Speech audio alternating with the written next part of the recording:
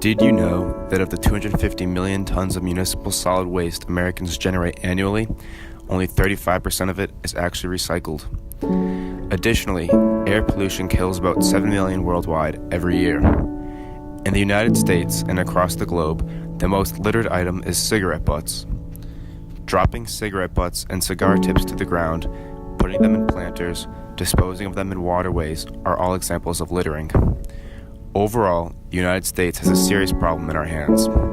The problem at hand is the fact that us as Americans are creating an environment that is unhealthy, and the rate with which we are polluting and not recycling effectively is incredibly unstable.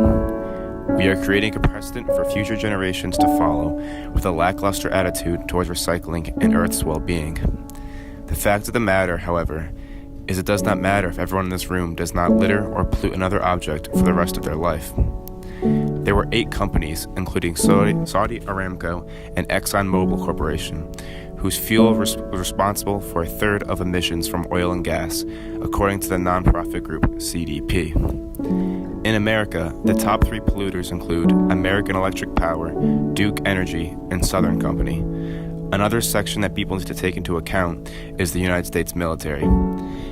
In May of 2017, mainstream media outlets gave minimal attention to the fact that a U.S. naval station in Virginia Beach had spilled an estimated 94,000 gallons of jet fuel into a waterway that was less than a mile away from the Atlantic Ocean. As we can see, there are major institutions as well as our military that together combine in leading the United States in pollution.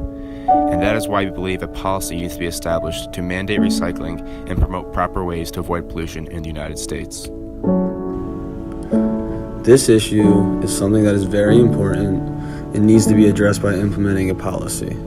Recycling is key to the sustainability of our natural environment and is vital to both the planet and us as a society. Robert Swan, who is a British historian, explorer, and activist, is best known for being the first person to walk to both poles. He famously stated that the greatest threat to our planet is the belief that someone else will save it. That is exactly the mindset that we as human beings have towards recycling and pollution in the relation to our Earth. In order for this mindset to change, implementing a policy to mandate recycling and promote proper ways to avoid pollution. Start with paper, arguably one of the easiest objects to recycle, yet doesn't. Now listen to this. If 1 ton of paper was recycled, it can save 17 trees, 380 gallons of oil, 3 cubic yards of landfill space, 4,000 kilowatts of energy, and 7,000 gallons of water. Listen to that. A study conducted at Clark University, located in Worcester, Massachusetts. Each year, 720 trees are harvested each year to supply printer and copy paper for Clark University. However, of all the campus trash, 30% was recyclable paper and cardboard. By using this 30% of recycled content, only 504 trees would be needed to supply Clark University. The government warrants a policy that calls for the mandating of recycling. It will greatly benefit our environment and our society.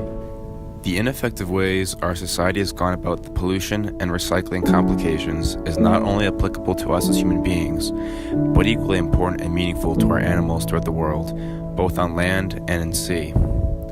For instance, 80% of sewage that flows into the Mediterranean Sea is untreated, which can lead to disease for both visitors and the animal life.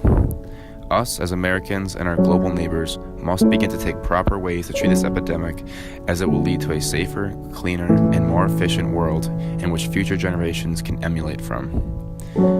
Another factor that we have to consider is that there is a direct link between the knowledge related to recycling and recycling programs and their subsequent behavior after. In an article that analyzed the National Survey of Current Household Recycling Policies, the conclusion was that the most effective policy to foster recycling is to make recycling more convenient. Convenience is a key determinant of recycling behavior and the strongest predictor of recycling tendencies. Likewise, moral considerations were determined to play an important role in a U.S. household's decision towards recycling. With a law that mandates recycling programs and puts an emphasis on mitigating pollution within our country, people feel more obligated morally to obey the law. Americans do not understand how crucial recycling is to our society, And once people are cognizant of this issue, it will initiate a change of behavior.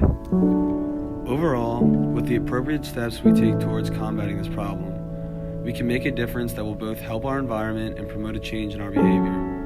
A policy that would be implemented by our government would correct and instill our perceptions we have as a nation towards this obstacle. Again, the greatest threat to our planet is the belief that someone else will save it. The only way our planet can be saved is if our government takes the proper action and creates the necessary legislation by mandating recycling and promote proper ways to avoid pollution in the United States. The biggest piece to take away from this is that if we want to change our planet and the way we live, we need all hands on deck. The reality is the big corporations will continue to create the big sense of havoc in the ways which they fail to recycle and pollute our environment. This is why this issue needs to be addressed in Washington if there is any hope for our future. Thank you.